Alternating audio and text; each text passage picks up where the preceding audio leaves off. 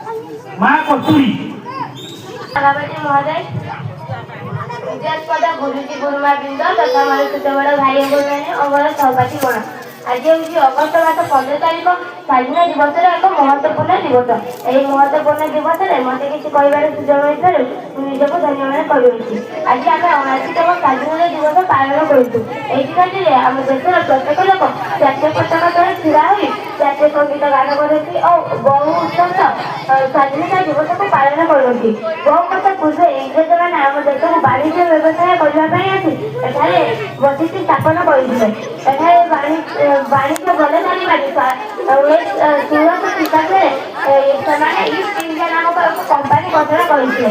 ତାର କିଛି ବର୍ଷ ପରେ ସେମାନେ ଆମର ସରଳତାର ସୁଯୋଗ ଉଠାଇ ଆମ ଦେଶକୁ ଶାସନ କରିବାକୁ ଲାଗି ପଡ଼ିଲେ। 1947 ମସିହା ଅଗଷ୍ଟ ମାସ ଆମ ଦେଶ ସ୍ୱାଧୀନ ଲାଭ କରିଥିଲା।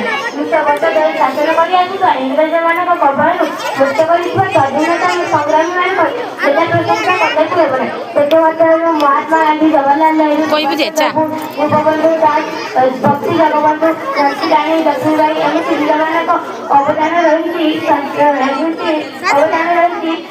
ଆମ ଦେଶ ସ୍ୱାଧୀନତାରେ। ସେମାନଙ୍କ ଦୃଢ଼ ମନୋବଳ ଓ ମହାତ୍ମା ଗାନ୍ଧୀଙ୍କ ଅହିଂସା ତ୍ୟାଗରେ ଆମ ଦେଶ 1947 ମସିହା